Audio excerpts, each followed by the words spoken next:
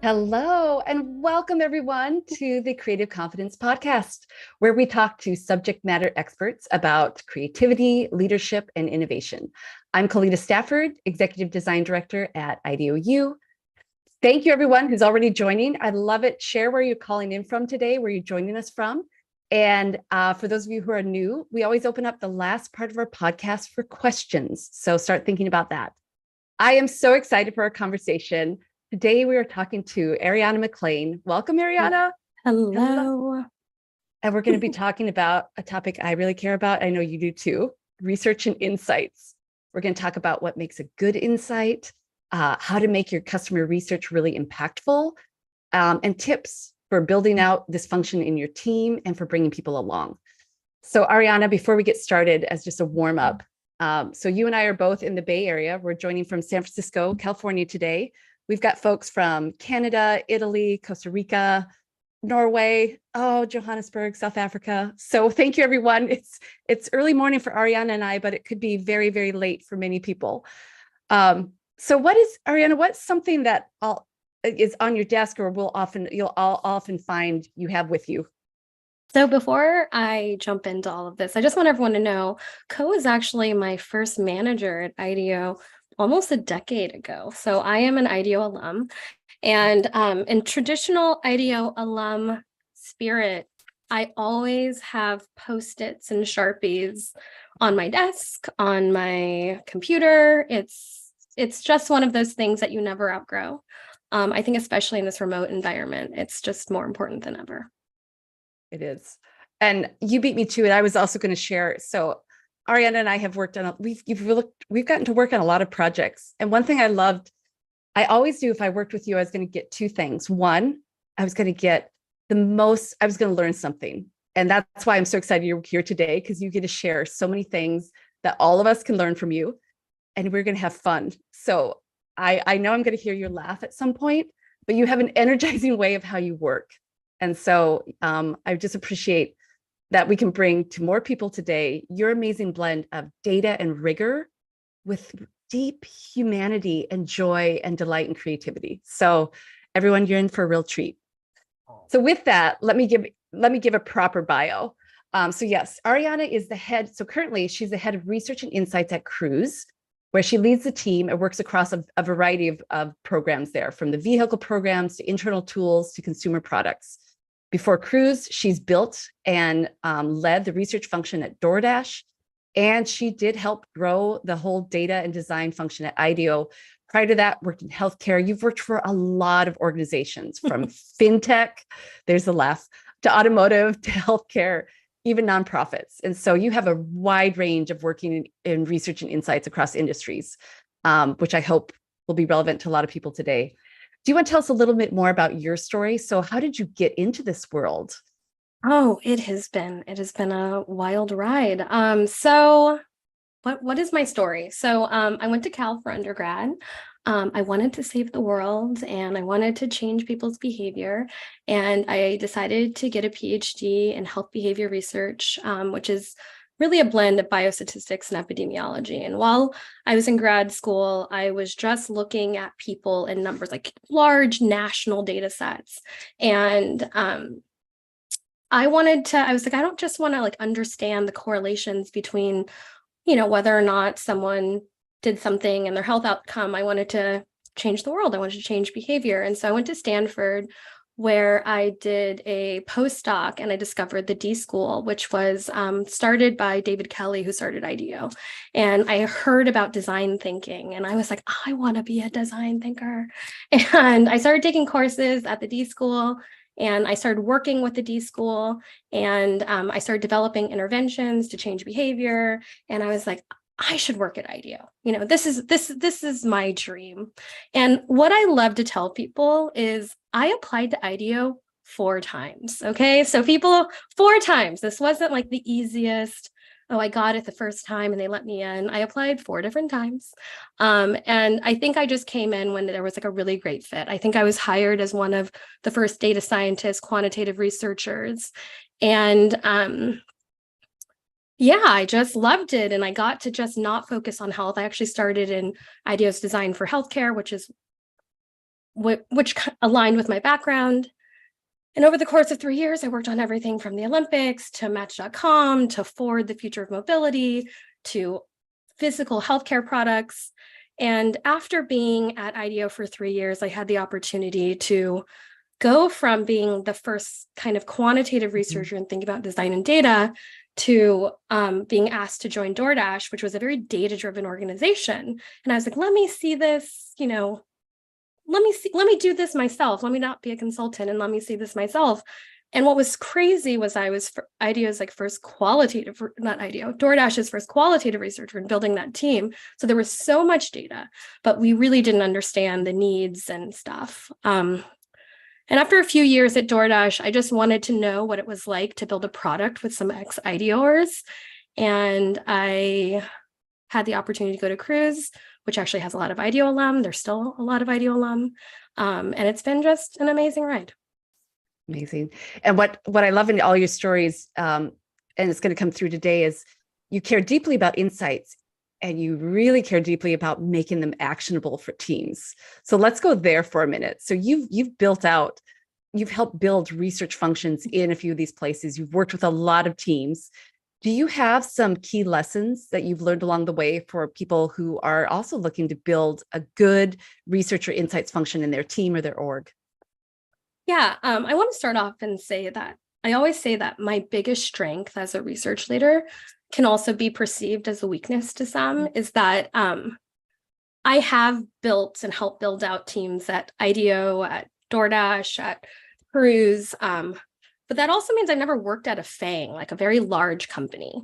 And just for those who aren't in Silicon Valley, so that's like the Facebook, Amazon, Apple, Netflix, Google. So it's the acronym for like some of the big corporations. Okay. Yeah. Mm-hmm. And so I think that's a strength and a weakness. And what that means is I don't have a perspective of this is what Apple or Facebook or Google has done, as this is best practice for research at this org.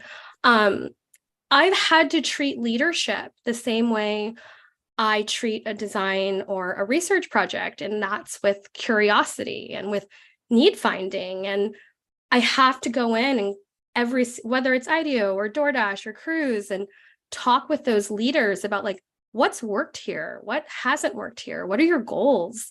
What does impact look like for this company, for me to like really think about how to design the best team and the best team for that company. Love it. So that segues nicely to our first really meaty topic I want to talk about, is how to make research impactful. So, but before we go there, let's have a grounding moment. We're going to talk about insights. So can you clarify, what do you mean by customer research and insights, and what is an insight? Great question. So for me, when I talk about customer research, customer insights, I think the goal is to really understand how a person might feel or think or perceive or engage with any product or service or experience, or even the brand or the company itself. And then, like, how do we define insight specifically? I actually want to pull back, and I want to give credit to my friend and ex-colleague, Eric Lopez, who we spent some time really defining what's the difference between an insight and a finding, because I recognized that when I was trying to grow my team, there was a lot of we were getting findings and not insights. And so a finding, the way I view it, and I'll have you see a finding really quickly, is something that I view as like an objective. It's objective, it's a fact, it's an observation, it's sometimes obvious. And I think it lacks longevity. It's a point in time. So for example, X people did this. Like that's a finding. It's probably what a lot of companies have a lot of. Can you say like the raw data almost? It's the raw data. It's the obvious. It's an observation. Okay. And then an insight is meant to look kind of deeper into something. It's the power to see. Literally, the definition is the power to see into a situation. It's deep. It's unexpected. It makes connections. It can help people innovate. It's like X people did this. That doesn't help you know what to do. So it's the why people engage in that behavior. That might not seem obvious. I think I showed you, I think I shared with you a photo of like how I might view a finding versus an insight. Yep. Give us a little lesson here. So, okay, Yes. What is this person doing? She's reaching for a book. Yeah. She's reaching for a book. I think that's exactly it. I think a finding, when you look at this photo, a finding is something obvious. It's an observation. It's she's reaching for a book. She's learning about a subject in that book. But an insight, if you were to sit and talk to her or talk to her parents, I have a 3.5-year-old and he's constantly reaching for things. And I think the insight behind that might actually be, well, she's actually asserting her independence. She wants to do it all by herself. Like, don't help me, mom, and or she's trying to like drive to her potential and is trying to understand what is the deeper meaning behind the obvious behavior or obvious observation. Love that. Thank you. That makes it so tangible. And so let's bring this into the organization then. So why is it so important for insights to be part of a good, healthy research team? But before I get to that, I do want to talk about sources. So for example, that was very much a qualitative data source. Do you have, when you approach doing research, I know you embrace both qual and quant. Do you have a favorite technique, or maybe there's something that is kind of under leveraged in some of the teams you work with? I'm looking for a tip for our audiences here. A tip. Yes. I have a tip and I have a tool, but the tool is harder for most people to engage with. I think my favorite tip is, so controversially, I think that a lot of researchers often view themselves as either qualitative or quantitative. It's like, I'm a qualitative researcher, I'm a quantitative researcher. And at least for the teams that I build, I just encourage everyone to be mixed methods at some point. You might be 70% or 80-20, but that for every study, no matter how big or small, you should have a quantitative and a qualitative component. That means if you're looking at a lot of log data, if you're looking at how people are using the product and how many clicks there are, you need to try to physically observe at least one session to understand how people are working, to help provide some context about why you might be seeing those numbers in the data. And if you're engaging in a lot of qualitative interviews, you need to like at least ask at least one survey question or send a follow-up survey to really understand and quantify like the severity or the frequency of what you're hearing. And like the example that I'll say is like, I'm a pretty dramatic person. I'm pretty passionate. And so if you're talking to me from a qualitative perspective, you're going to be like, if you ask me, so what's your opinion on this? I'll be like, oh my God, this is so annoying. And you'll think that this is the most important, thing to prioritize. But if you actually were to pull back and say, well, actually, how important is this thing that you mentioned, and rank it as it relates to this, or put this on a 5 or 10-point scale, my dramatic response might not feel so dramatic in those numbers. That helps. Oh, I love that. Thank you for sharing that. Just the mixed method approach in particular, just thinking about both those things and the example. But so I do want to go back to one of the things you said about an insight is, and I love how I didn't even know that. See, I've already learned something. It literally means the power to see into a situation. So, one of the ways we talk about insights at IDEO is they have the qualities of being memorable, they inspire, they inform. You have a very particular way that you've helped teams do insights well. And I'd love for you to share more about it. And it goes back to like the power to see into a situation and then make it actionable. So share more about how do you do this with teams? I hope I'm answering this question. So it's like, for me, I think the most important part, I think the most valuable thing about an insight is that it is impactful and it is actionable. And how do you know an insight is impactful or actionable? And you need to make sure, I'm beating a dead horse. You need to make sure that you are quantifying the severity, and you need to make sure it's clearly communicated in order to affect change. And like that might seem obvious, but I think that especially like half the products that I work on are so technical, or when I say clearly communicated, it's like, if you were to explain it to a fifth grader, would they understand? Because if people can't understand what you're trying to say, or they have to triple click into it, or they have to think too hard, it's not going to be impactful. And if they don't understand how big the problem is, they're not going to know whether or not, like they're not going to necessarily know whether or not or how to prioritize it. Yeah, I love that insight. Like the quantifying the severity. I don't really understand what you mean by that, but I really want to know more. Can you give us an example? Yeah, and I'll explain that a little bit more. It's like, I think my team has learned the lesson about quantifying the severity the hard way.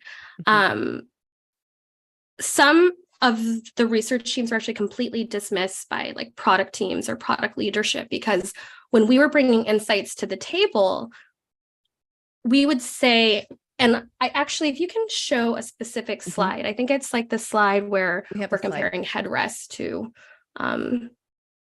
so it's like not every pain point impacts a user experience in the same way. So at Cruise, we have a fully autonomous vehicle that we're developing called the Origin. And obviously the role of research is to understand how to improve the user experience, how to make it the best user experience. And for physical products, there were like two examples that we had that we came to the product team for. We're like, oh, we noticed that there were uncomfortable headrests in the Origin. And so you need to improve them to improve the user experience. And then we also were saying, hey, if you add more screens to the Origin, it's really going to make the experience more magical. And so we were coming to product teams and finance teams saying that these are all the things that needed to be changed. And to some extent, they were like, well, what's more important? And we had to think about a way to recognize that they're different, that not every pain point impacts the experience in the same way. Some pain points are actually detrimental to a user experience. So an uncomfortable headrest, like it's detrimental, it can cause harm, it can cause discomfort, it might actually cause churn and people to never return and take a ride again, while potentially improving the number of screens in the Origin will improve the user experience. It can create a more magical experience. But without like us quantifying the severity, which I can show you an example of how we do that, the only thing that the product teams are looking at was like how much each one costs, but what is the ROI for actually improving that pain point? And so how did you go about guiding a decision then? And it goes back to, I know you care about what is the impact what is the impact? The impact. Yeah, I know my team knows the thing that I say all the time is like impact. So this is okay. So my camera, can you hear my microphone was off. Right there. Okay. Just don't move and then you're perfect. Oh no. I'm good. Can you hear me? Yes. Okay. I'll just show you a simple way in which we think about quantifying the pain point. I think it's like a simple survey that we might ask. Can you show everyone?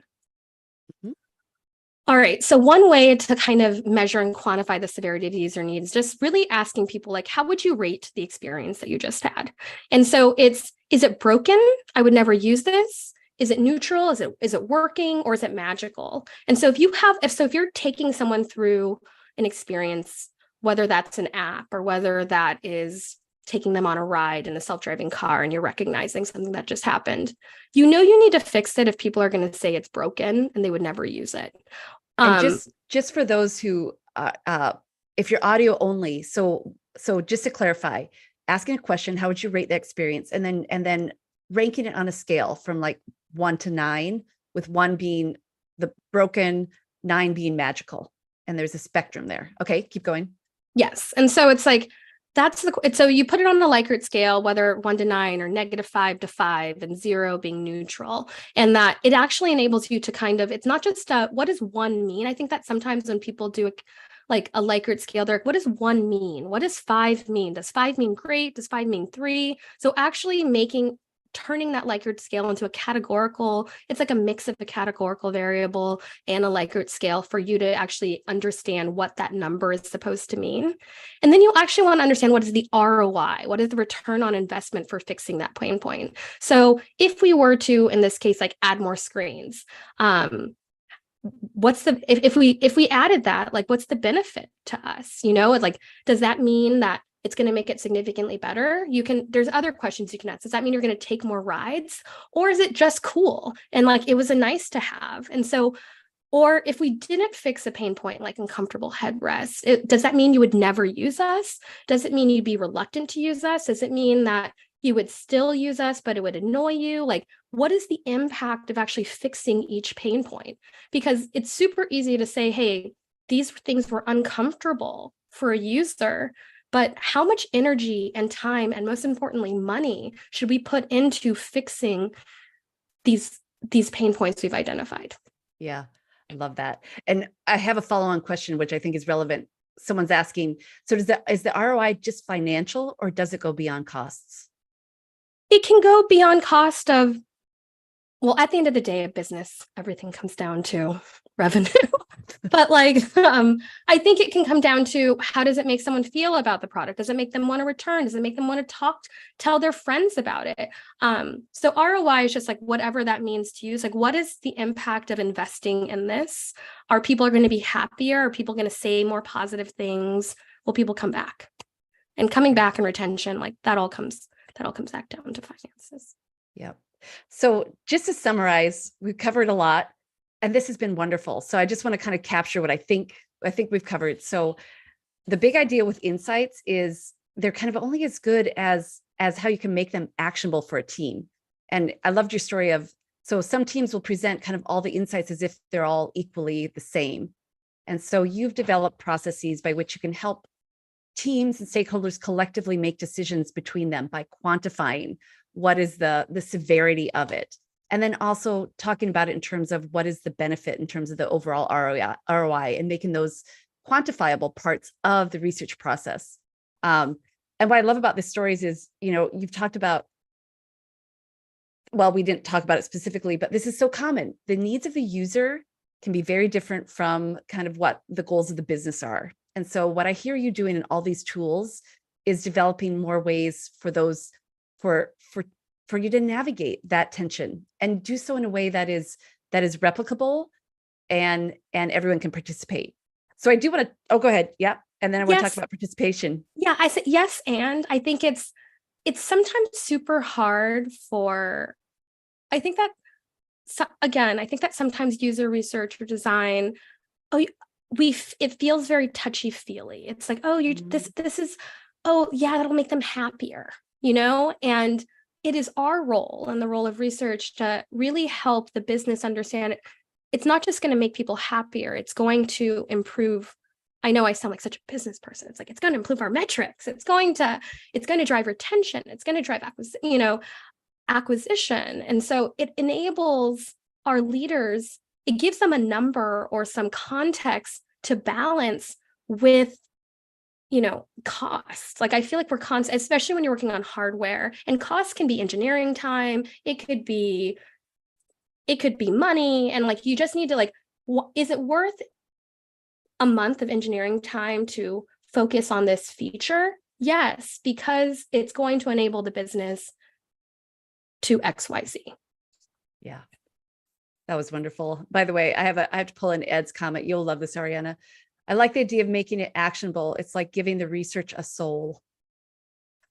If it's not actionable, what's the point of doing it? Like, I think there's a lot of interesting research, but like, what are you going to do about it? And for me personally, I don't think it's worth doing interesting work. I think if you can't do anything with it, you can't make a decision, it's just going to sit in a shelf. And so yeah. I think, so you have a tool too to help bring others along, because it's not good enough if you believe it and your team believes it. I think this is part of too, like, I know the metrics do matter. It also matters that you can bring people along and that people feel they believe that and they can and make it actionable. So do you have, I know you have another tool to share today of a process for how you keep bringing people along in this process. Can you share that and tell us a little bit about how you do that? Yeah. So for context, I think that depending on where you are and what company that you are, I think the biggest mistake that researchers can make is working in a silo. And hey, this person, I had one conversation with this person. I'm going to take they said that they wanted to know this. I think I know what's best. I'm going to disappear for a month and come back with the answer.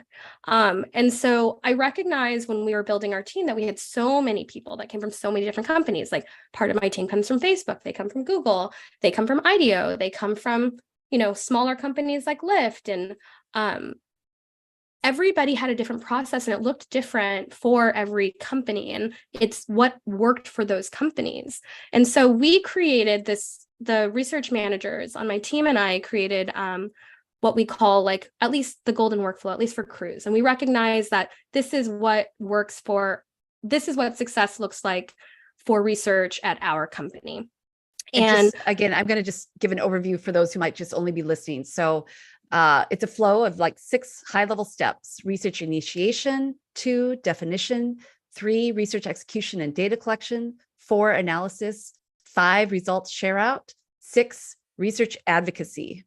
So what's like a couple highlights that you want to make about this flow? Yeah, so I think that maybe this is obvious if this is what's part of the process.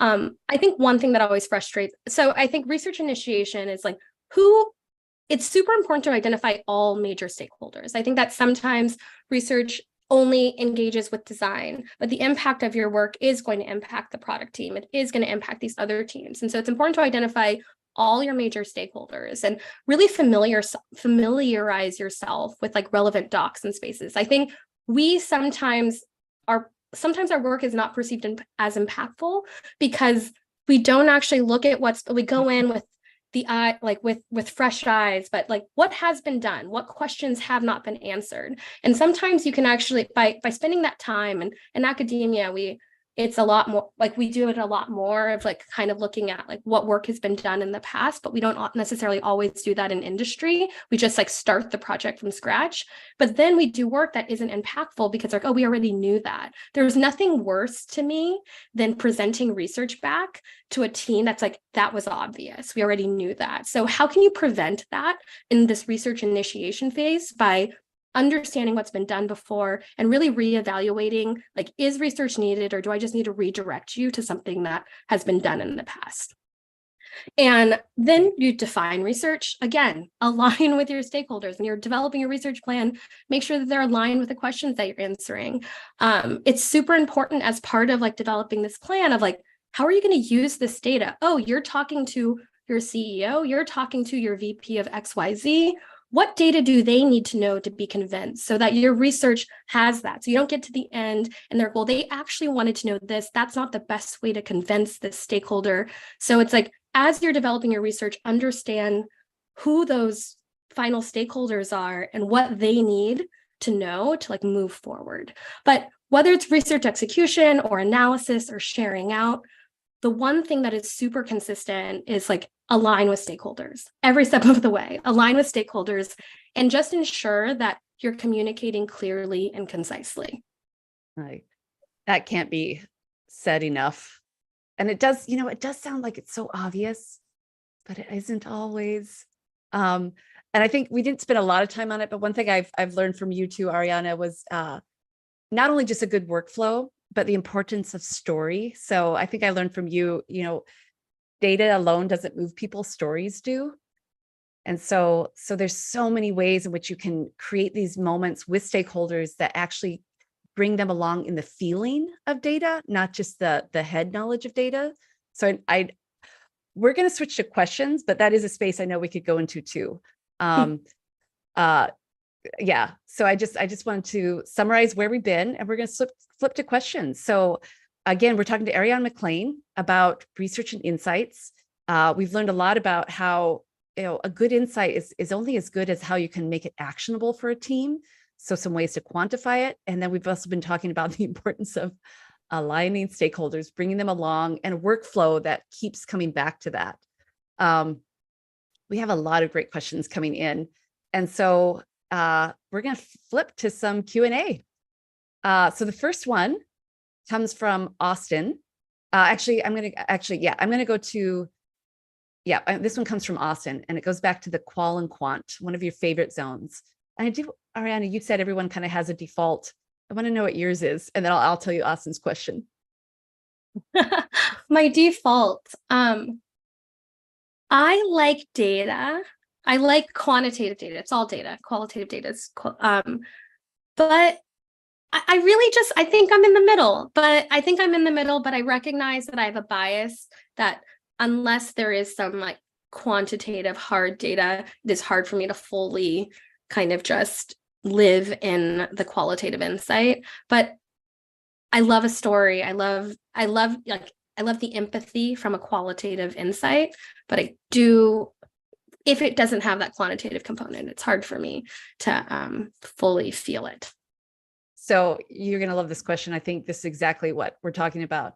Can you share an example of how a qualitative research was combined with data to achieve an outcome or deliver an insight that was more impactful than if it had just been the data alone? I think the examples, I'll just repeat like the examples that I shared. I think that I think it's very easy. I think as a researcher, we are regularly identifying needs and we are regularly identifying pain points. And so in the case of what I shared with you of headrest versus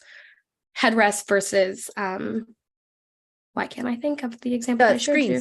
Of screens. Screens were very expensive to add to our vehicle, and headrests were also very expensive. Like we are dealing with like millions of dollars, like these are $1 million projects. And so when we recognize how uncomfortable they were and people wouldn't want to take a ride, and that, it made people feel like the ride was more uncomfortable, there was no question without a doubt that it was worth spending millions of dollars to fix headrests. But when before we had the data, it was, we can't afford that. Like the only conversation was around cost. And so we were able to quantify, hey, this is how uncomfortable it is. People won't want to take a ride if this is uncomfortable. And we believe it's going to significantly improve the experience over time. Yeah. So the thing we always talk about too, just building on that within any kind of insights or research function is developing the craft of storytelling alongside the rigor of good research. And that's what I hear in everything you do as well, is you do need the rigor of the research. You need good data. You also need compelling stories. So that can take the form of interviews and quotes and videos, however you can bring people into the stories, into the room alongside the hard facts. Someone on our call said it too. It's the heart side of this. So we have a few in a different direction. It's all around AI and research edges. So I'm going to start with just like, are there any interesting cutting edge research methodologies that you utilize, or any smart research techniques and sources? Yeah. I think it is important. I'm trying to not I'm still kind of young. I'm trying to not be that research leader that has done things in a certain way for the last 20 years and then doesn't try anything new. So my team is constantly experimenting with not ChatGPT. We have an internal version called Glean. And we also, there's this one tool I'm going to do a huge shout out to. It's called Thematic. It's a way of, I use it both at DoorDash and at Cruise. And it's a way of quantifying all of the qualitative data of like how many times did people say this? Like, what is the sentiment behind it? So I do think like I'm super excited about the role of AI. And I don't think it's going to take our jobs away, but I do think it's going to, I think it really does the role of, probably, don't hate me people, like a more junior researcher, of like, hey, can you help me think about like the best way to, start this research project as a starting point, and then also synthesizing some of that work of, it never is deep enough, but it sometimes gives me a perspective that I hadn't thought about. So it's a yes and to what I'm doing. I think it's like a 50%, and then you have to add the other 50%. Yeah. I want to build on that. I'm going to give you the next question to think on, but I want to share something that we've been doing at IDEO for similar reasons. I'm going to let you think on this one, then I'm going to share a story. So we have someone asking how to get to insights when you have minimal data. So while you think on that, I was just going to share, so building on the generative AI tools. So we actually have been hearing a lot of that from our learners as well. And so within IDEO for our Insights for Innovation, or our foundational courses, we now offer a workshop that goes along with it, which is all about using generative AI tools within design thinking. And so when we do teach and talk about how to do it within the insight step, and what its limitations, what its pros, what its benefits are, and what its limitations are, and just getting hands-on. I think the most important thing is to start to use some of these tools within your context, understand the ethics of them, and then have those critical conversations and evaluate, interrogate, how does this amplify? Is it a yes and? What are its limitations? Well, and so again, one of my favorite uses, okay, so one thing, impact, quantify. I think the other thing that I say that I really stand by is clear and concise communication. I like running an insight through Glean or ChatGPT, like, is this clear and concise, or write this clearly and concisely? Because people think what they're saying is clear and concise, and it doesn't necessarily get you all the way, but sometimes you're like, that's a lot more clear. That's a lot more clear than how I wrote it the first time. That's exactly. So I am gonna, let's go on to this one. This comes from, how do you have, when you have minimal data? So what's your approach to getting insights in environments with limited data points? Yeah. Well, I guess my question is like, what is limited data? Is it like talking? I think you can even quantify what 6 people have to say.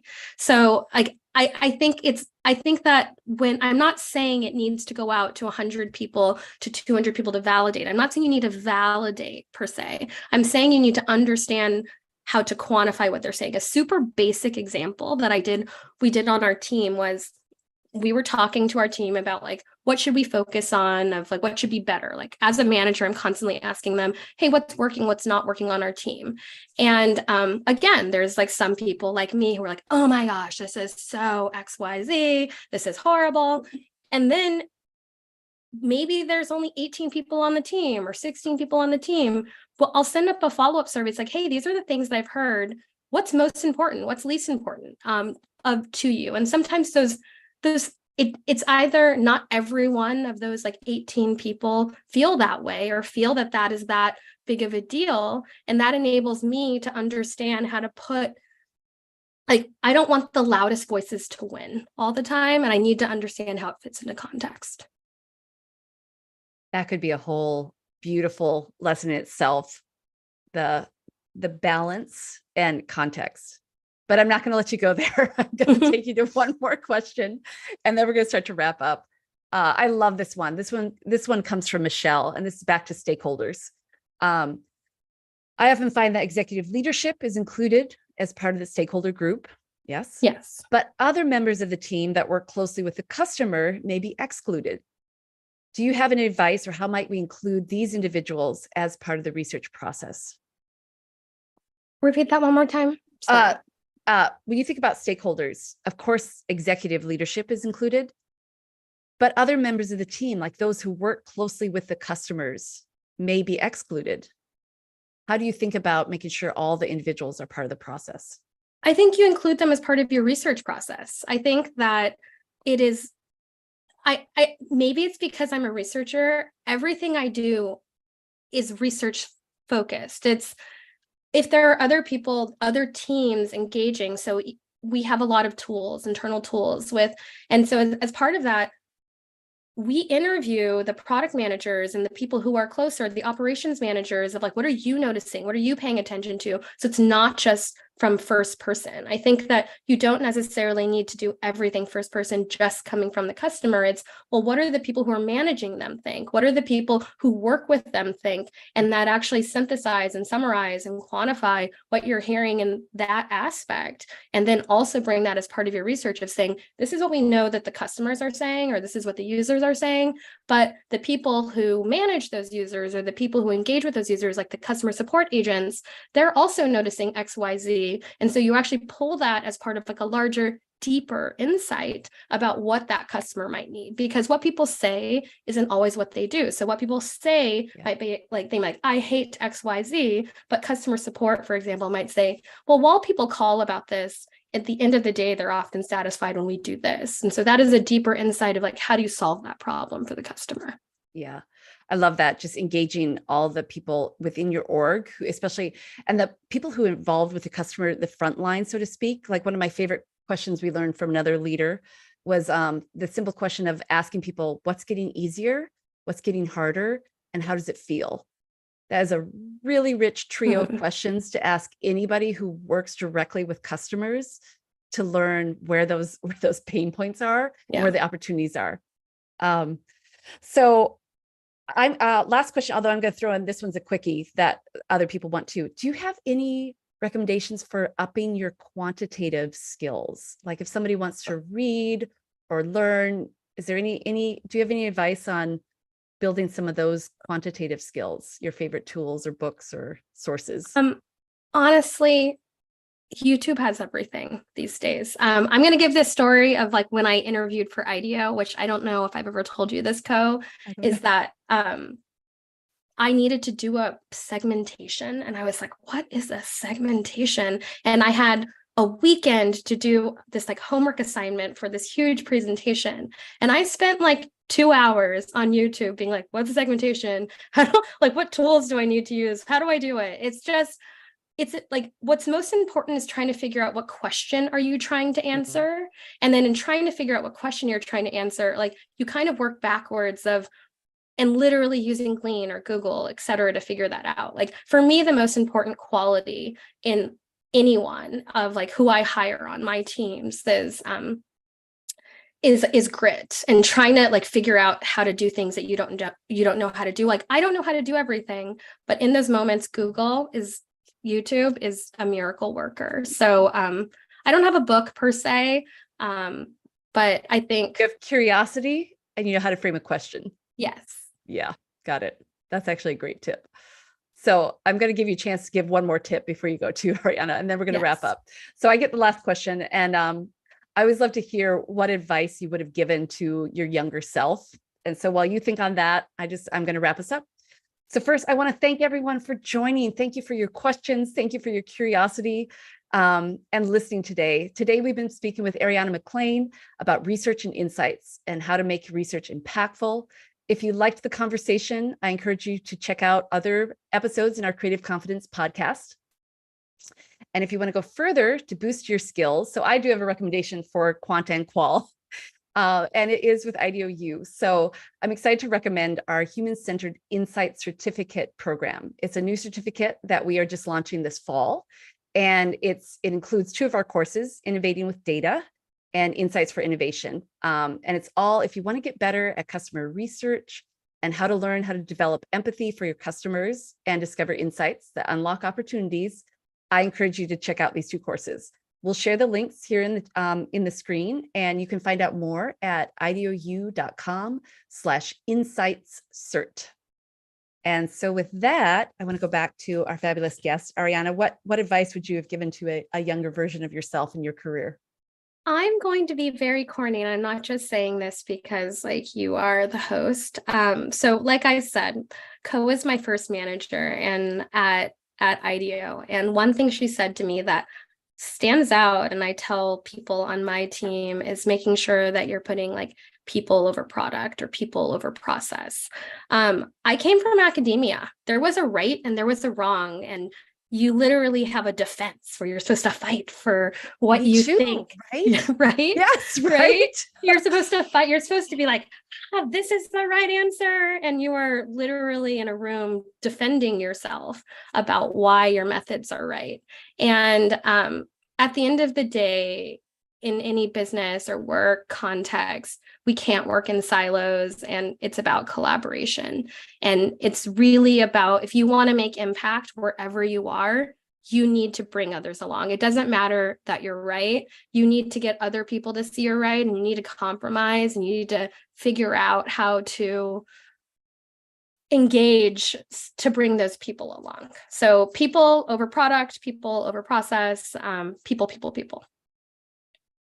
That was beautiful. And I know everyone who gets to work with you knows how much you live that. And you do an amazing job building your teams, engaging people. And it's been such a gift to have you today to share all your wisdom with us, Ariana. Thank you, thank you, thank you. And thank you everyone for joining. Again, this is Arianna McClain, and that was our latest episode of the Creative Confidence Podcast. So go off, enjoy your day with curiosity, and thank you, everyone. Thank you. Bye.